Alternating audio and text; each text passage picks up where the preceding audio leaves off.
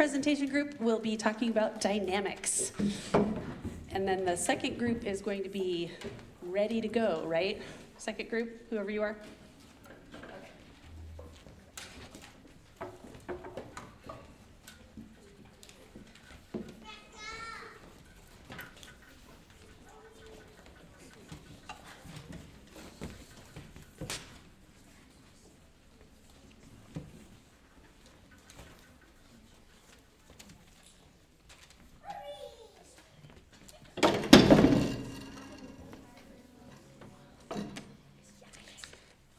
Ladies and gentlemen, here we are today. We will be presenting about dynamics. Dynamics can range from many amplitudes. In simple terms, it is how hard you play your bow on the string and the volume of it. These are dynamics. Pianissimo, very, very quiet. Pianissimo, very quiet. Piano, quiet. Mezzo piano, moderately quiet. Mezzo forte, moderately loud. Forte, loud. And then fortissimo, very loud. And there's also crescendo, gradually getting louder, and decrescendo / diminuendo, gradually getting quieter. Now we will talk about some extreme dynamics. György Ligeti used extreme dynamics in his music. The cello concerto begins with a passage marked by 8 Ps. In his piano etudes, etude number 9, and ends with a diminuendo to 8 Ps. While etude number 13 contains a passage marked by 6 Fs that progresses to 8 Fs, and his opera La Grande Macabre has 10 Fs with a stroke of the hammer. Now we will go into the history of dynamics. The first person to use formal dynamics in music was Giovanni Gabrieli. Later, musicians such as Antonio Vivaldi tended to use more varied dynamics, including forte piano, piano, and pianissimo. Joseph Haydn famously used a sudden forzando in his surprise symphony to wake up sleeping audience members. Here are some less common markings. Forzando is a musical directive to play a specific note or chord with a sudden, strong, and explosive accent. Subito piano is a musical directive to play a specific note or chord with a sudden soft tone. Now Aaron will demonstrate from pianissimo to mezzo piano.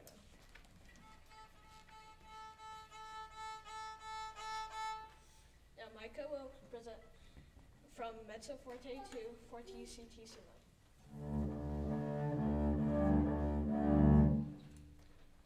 Thank you for listening.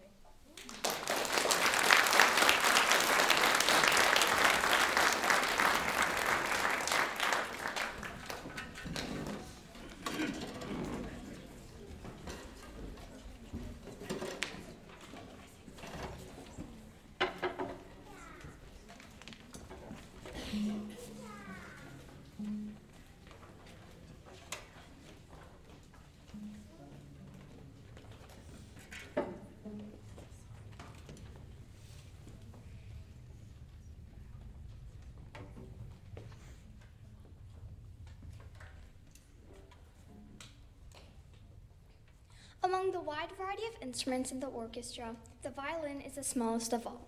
It is held upon the shoulder of the player and produces the highest pitched sound, soprano. The violin has 4 strings, G, D, A, and E, and is often playing the main melody of the piece.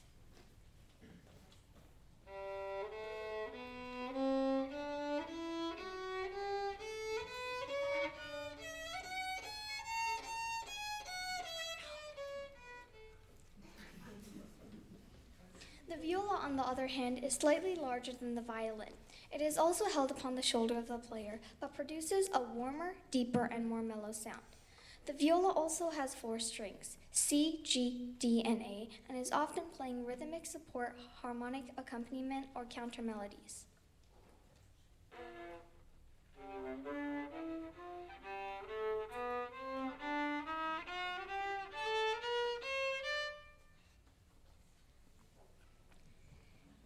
The 2 remaining instruments in the string orchestra are the double bass and the cello.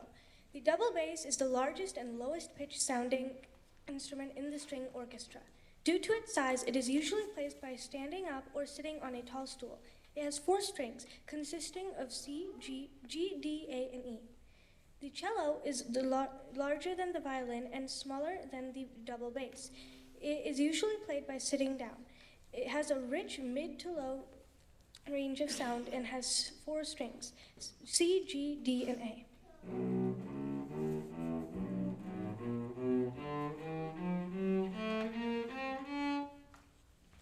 The treble clef is the highest pitch clef used by the string instrument. It is mainly played by higher pitch instruments like violins. The treble clef is one of the only G clefs still in use today. It is called a G clef because in the early medieval time period, it looked like the letter G, which then evolved to be the treble clef that we know today.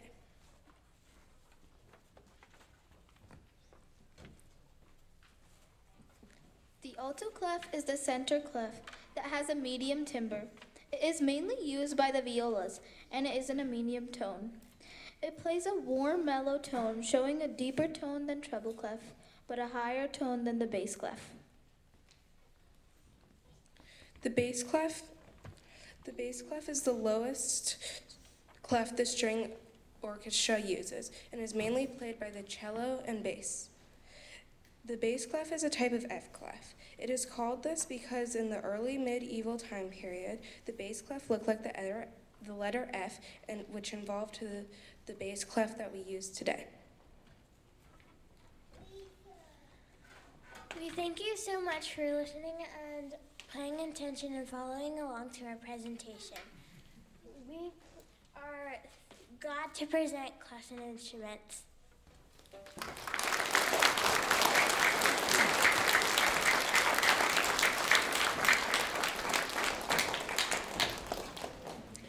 So as you can see, the students, you'll see the other groups as well, they worked really hard on these presentations, and I think they're all doing a very nice job. One thing I did want to clarify, that each student in each group had a variety of roles. We had project managers, we had editors, we had designers and things like that. And so if you see that some students aren't speaking or aren't demonstrating, it's not that they didn't contribute to the project. Their role was just more during class and things like that. So our next piece is called something, Stomp It. All right.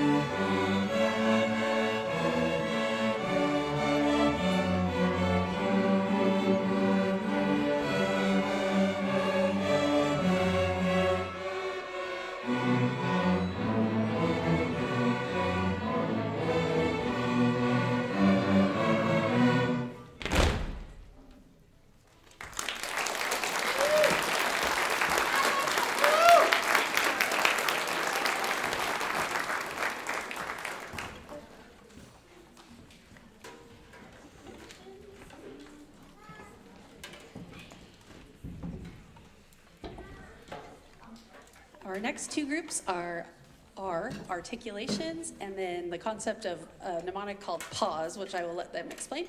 I'm going to remind the speakers, if you're back here, the audience can't hear you very well, okay?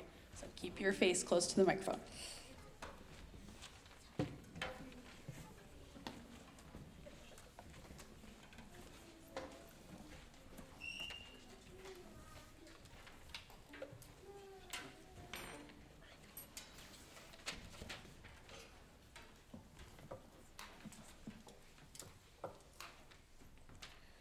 The word articulations defines how individual notes are attacked, sustained, and released, shaping the musical phrase's character through length, volume, and separation.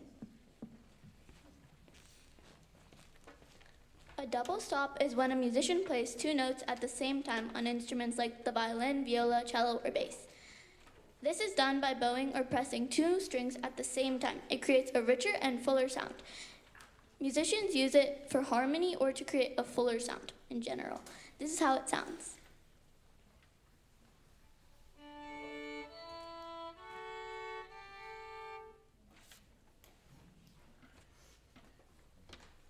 A trill is when a musician quickly alternates between one note and the note just above it, either a half or a whole step higher. It's often shown with a TR or a wavy line. It is played by rapidly moving the fingers while bowing the notes. This is the demonstration.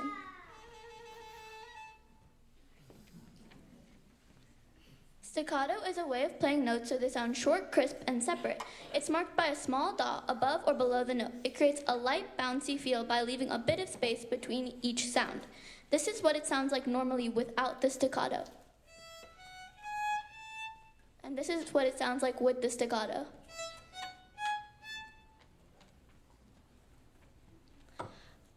A slur is a curved line placed over or under notes of different pitches, showing they should be played smoothly and connected. It means the notes are performed in one continuous motion without breaks, often in a single bow stroke, creating a seamless flowing sound. This is what it sounds like.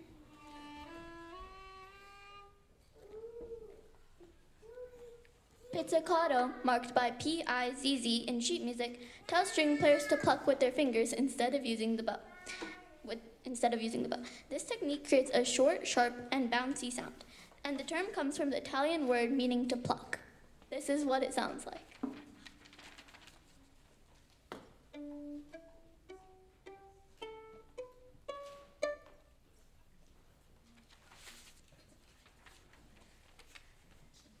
Dynamic accents are markings that make certain notes stand out by playing them louder. They look like a sideways V and are played by adding pressure, especially on string instruments, so the note is emphasized. This is how it sounds.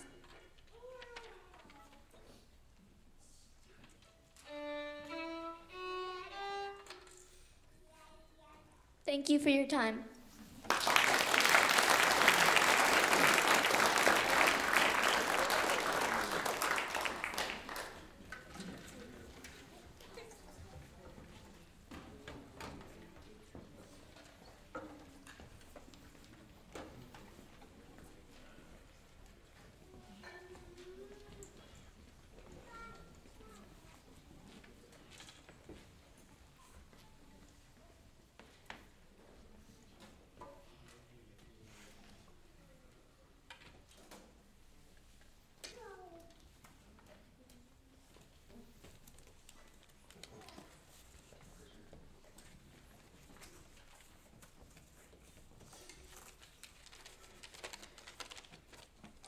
Hello everybody, today I will present our presentation about pause.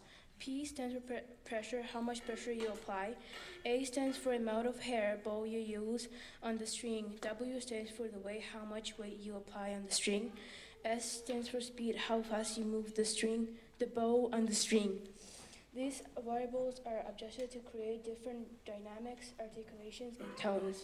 Thank you for listening.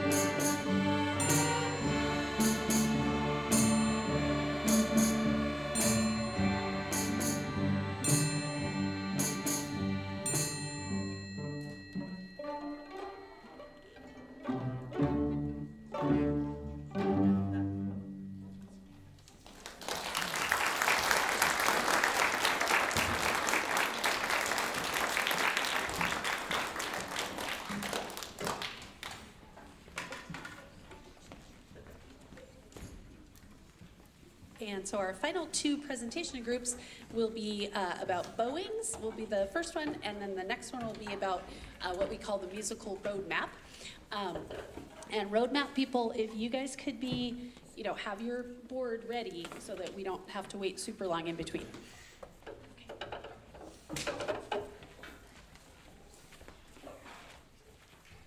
Hello, today we're going to present two bowings. Bowings are a collection of bowing styles, including up bows, down bows, and articulations. Down bow is when you move from the frog of the bow, which is the back, to the tip of the bow.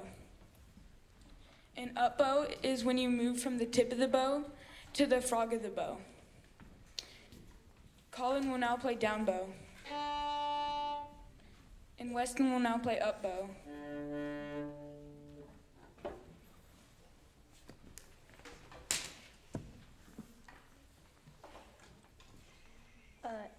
Bow lift, a string technique where the player lifts the bow from the strings and returns it to the frog to start a new, often down bow stroke.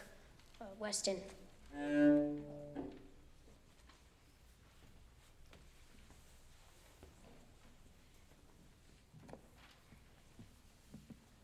Arco is an Italian word meaning with the bow.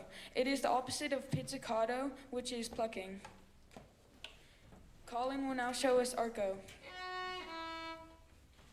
Weston will show us pizzicato.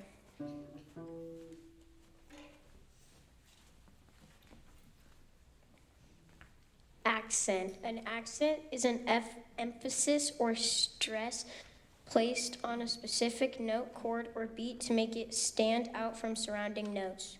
Colin, I think.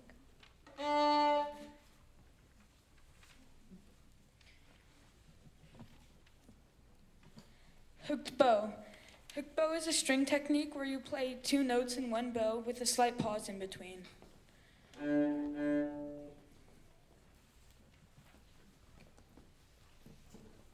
Slurs and ties. A slur is a line that is placed over or under 2 or more notes, indicating that you should play 2 or more different notes in one bow stroke. Weston. Yeah.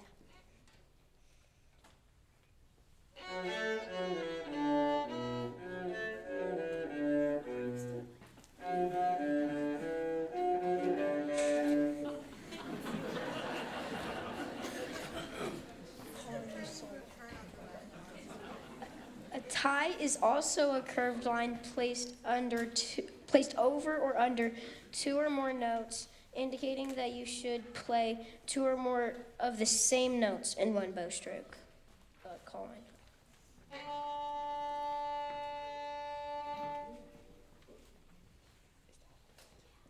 Thank you for listening.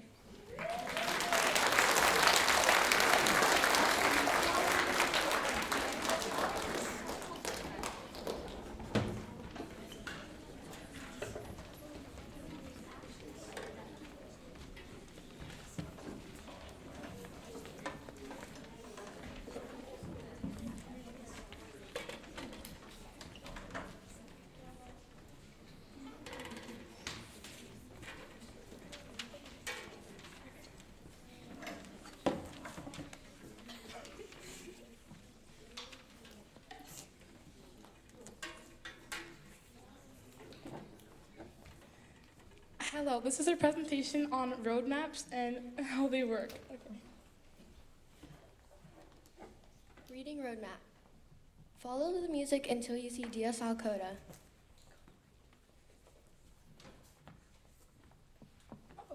Step 2. Step 2. When you reach DSL coda, go back to the sign, which looks like an S with dots. Then continue playing from that part.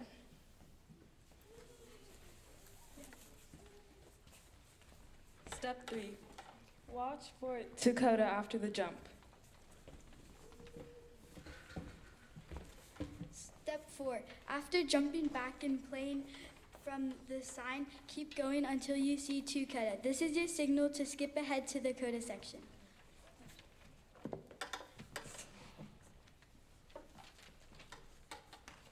Step 5. Jump to the coda and finish. When you hit the 2 coda, go directly to the section marked coda, often with a target-like symbol.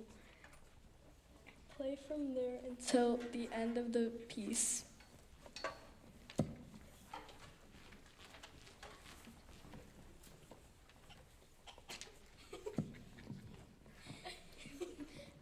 A roadmap is used for navigating the structure of a piece of music to tell musicians how to progress from the beginning to the end, including repeats and skips.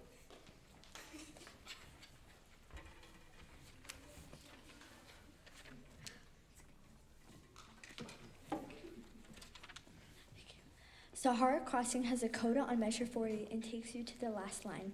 A DSL coda on measure 63 takes you to measure 27.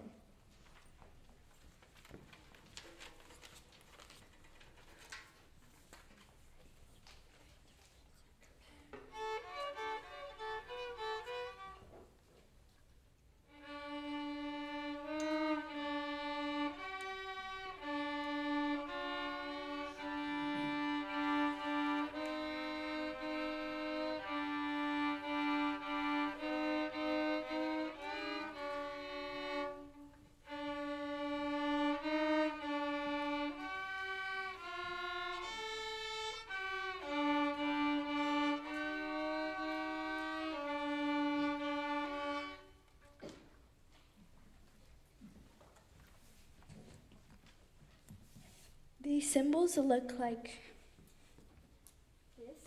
is a DSL coda. And that is a coda. Thank you for listening. That's the end of our presentation.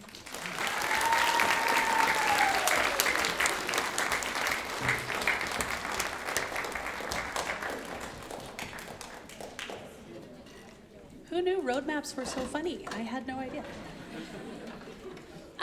So our final piece for you this evening is called Creatures. It's kind of become a 6th grade tradition at this point to do. I don't know, the first group who did it are now freshmen in high school, and we added a little something of our own, which is a scream at the end. I tell you that just so you're not like terrified.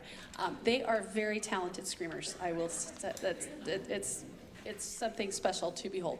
So our final piece is Creatures. Be prepared for the scream at the end. It's blood curdling. And thank you so much for being here this evening.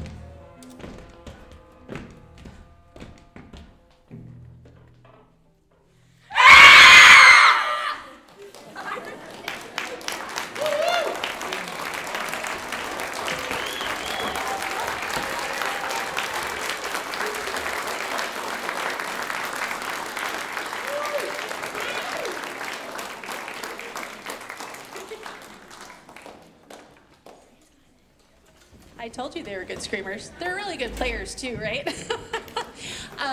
It has been such a pleasure to work with these 6th graders this year. We're going to keep on playing music till the end of the year, but this is our final concert for this school year. I appreciate all of you. I appreciate your support of your child. I think these guys, yeah, I think they deserve some ice cream or something, or maybe some froyo. I don't know.